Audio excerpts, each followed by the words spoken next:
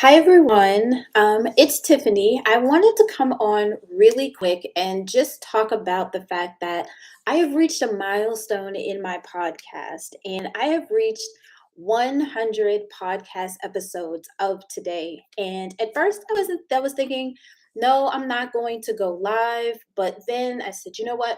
I'm going to go live. It doesn't matter. So, excuse how I look because right now I literally just got home from the gym like 20 minutes ago cooking. So I said, let me, while I still have it on my mind, let me just go ahead and go live and just talk to you about what I've learned from my podcast and a little bit of what is next.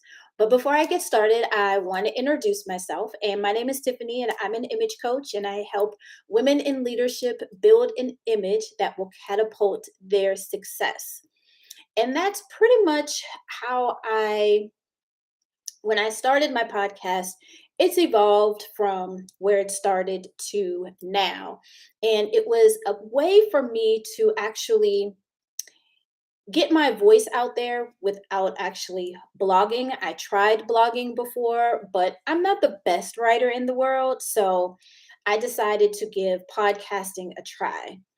And I figured since everybody listened to podcasts, I listen to podcasts, why not? However, when I looked at podcasting, because I listen to podcasts and they are well done and well executed, I thought you had to be in some fancy studio with all the best microphones, all the best sound systems, a producers, a mixer, the whole nine yards. But what I realized is after doing some research is all I really needed was a microphone in my computer. And that was it. And that's how the podcast was born. It actually started as the Closet Insider. And then from there, I went on and changed it to the Everyday Icon, to which it is right now. So I just wanted to give you guys a little bit of what I've learned over the past 100 episodes. It's actually been 2 years since I started my podcast in March of 2022. No, March of 2020. I'm sorry. So, just to give you a little bit of what I have learned, so that maybe if you're starting a podcast, it will help you out as well. So, number one, like I said before, it was a way for me to do something else outside of blogging. It was a way for me to get my voice out there and for me to be heard in a way. And the real reason why I liked it is that I didn't have to do anything major or fancy. So, what I mean by that is, people are always saying get on live stream like I am now on YouTube and on Instagram. So getting on live stream, but I wasn't comfortable with that in the beginning. I wasn't comfortable with showing my face, and I wasn't comfortable with even talking to be honest, because I didn't think people would listen to what I had to say or would want to listen to what I had to say. So it gave me a great way because if you know on video, and I've finally become a little more comfortable with this, that I didn't have to get up, I didn't have to put anything on. I literally roll out of bed on a Sunday and record like three or four podcast episodes, and then I'm done for the day. So it allowed me to definitely hone in and better my speaking skills. I'm learning to articulate my value a little better through speaking, and it was a way of showing up that I could show up consistently. And once I finally got the consistency down, it became a little easier for me. I'm still a little rough around the edges and I have a lot of improvement to do, but just being able to get my voice out there and be heard. So, number two, the thing that I learned is, and speaking of consistency, is I've learned to be consistent with one thing. When we're trying to create content and showing up to talk about what we do, to talk about how we can serve others, for me, how I can serve women in leadership, professional women, whether they're in corporate America or an entrepreneur, or nonprofit organizations, how I can help and serve them better build an image that it will allow them to show up the way that they want to show up and present themselves to the world. So for me, it's being consistent. And the one thing, the biggest issue I have an issue with is showing up consistent on social media. However, what I've realized is that maybe me doing this podcast and becoming consistent in one thing will now hopefully I would to translate over into now showing up a little bit more on social media because I was focusing on just one thing. And if you all know, we've all worked with business coaches and they all say, pick one platform and try to dominate it and learn it. So I've been learning how to create a podcast. I'm learning how to record it. I haven't started editing yet by any means. That's next on the list, creating titles, scheduling it, and still being able to show up on a consistent basis, learning how to batch record, setting days aside to write out the content, and then scheduling time to batch record the episodes, then schedule the episodes and creating graphics for the episodes. So it's a whole little production that I have over here. And with building that, learning how to be consistent, it allows you to build that muscle because even though we're consistent in other areas, being consistent in social media and content and becoming, working on my side hustle, it's not easy, especially when I have a full-time job to go along with this as well. So just being able to learn to be consistent in one thing, but then it also allowed me to be consistent with my YouTube channel as well. So I reached that 100 milestone last month, and now this month I'm reaching the 100 milestone for my podcast. So it also allowed me to pick back up my YouTube channel again that I started in 2019, and now being consistent with both of them as far as just showing up, putting long form content out there for people to find. And now that will allow me to show up in short form content, like reels on Instagram and YouTube shorts and TikToks or wherever else I decide to actually show up. So learning to become consistent in one thing and just learning to become consistent, period, it has helped me with being able to show up and do that. Number three, I think I'm on three. Yeah, I'm on three. I was able to find my voice, and I touched on this earlier in the first one.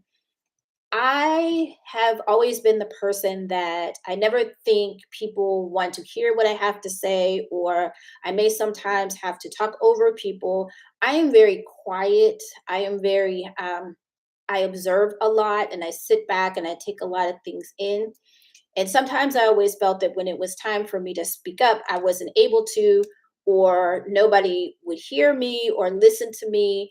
And then most of the time, I was also thinking, well, why would somebody listen to me as an image coach? And because that's something that she never showed interest in. However, I have learned just by doing the podcast that I do have a voice and I'm able to show up and share my voice on a weekly basis.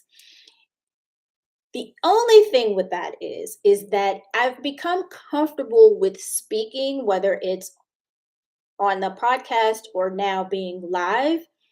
I'm still not comfortable with sharing what I do. And today was literally the first time I think that I shared on a personal page of mine that this is what I do. So now I have to switch over and be able to share my voice and share my perspective with others so that people can get to know me because I talk about, when you're building your image and things of that nature, that it helps with the trust factor and people getting to know you and people judge you. So I have to show up better and share my perspective and not hold it to myself. And I think that also kind of bleeds over from my personal life because I tend to hold on to stuff, but I can't hold on to it in this space or this arena because then nobody will want my services. They won't know what I do. They won't know my perspective and how I can help them, and my thoughts are, and my thought process is, and how I help build your wardrobe or help clean out your closet, or why I think that's something huge and major that you have to do if I hold on to my knowledge and what I know. So it has definitely allowed me to find my voice and allowed me to just show up and be present in what I'm doing, I guess you could kind of say. And now taking it for moving forward after I've done the first 100 episodes to go and move forward and now sharing it with all of you and my perspectives with all of that. And last but not least, I've actually learned a new skill. Now, I haven't put this on my resume or anything like that, but creating, whether it's video or audio, this is a production. This isn't something that you're just like, oh, let me just throw something together. No, this is a scheduling time, writing content. I haven't I don't edit my podcast that much because I try to do them in one take.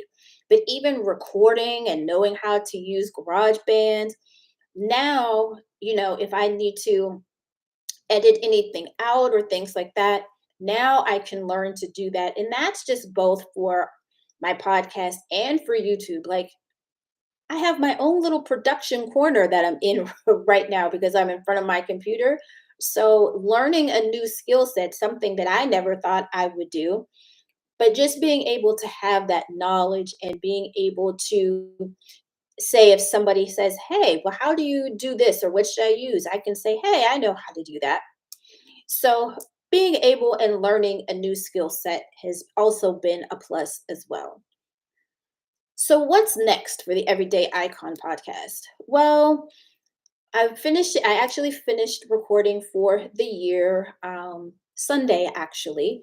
And those episodes are up and ready to go out. And I'm going to take a break because I need to do a little refresh, so to speak. Right now, I'm considering changing the name. I'm not sure if I keep it the same, but just add exactly who it's for, or maybe change the name altogether. I'm not quite for sure. So I'll be doing all of that, and that will be coming out. A little refresh will be coming out on in January. So around the January 11th, when new episodes start to when I schedule new episodes. I would like to also be on a guest on people's podcasts. So if you are a podcaster and you're looking for a guest, let me know. I am looking to do that. And maybe, I'm not sure yet, this might come in the second half of 2023, maybe even having guests on my podcast, even if it's once a quarter or every other month. I still have to figure out and learn and understand the logistics of how to do that. So, even having guests on my podcast as well. And just continuing to learn and to show up more, to share my knowledge and share my area of expertise with you all, and showing up in a way that is a little more consistent so you get to know me a little bit better, and you just get to see and hear what I do and how who I am as a person and just my thought process. So that's really all I came on here to talk about today. If you've missed the live stream, don't worry. I've recorded it on YouTube and it will be there. It will live on my YouTube channel so you can check it out there. If you're on YouTube, or even if you're on YouTube, in the description box of this video, there is a link to my podcast. So be sure to go over, check it out, and subscribe. If you are on Instagram, you can always click the link in my bio. It's always there because you can listen and find it on Spotify or Apple Podcasts. And while you're there, please be sure to leave a review. So, with all of that being said, I hope you guys have an amazing night. This is my first time going live this late. It's not too bad, so I may try it in the future when I start going live again in January. So, I hope you guys have an amazing rest of your night, an amazing rest of your week. Stay healthy, stay safe, and I will see you guys in my next podcast episode that comes out next week. Bye, guys.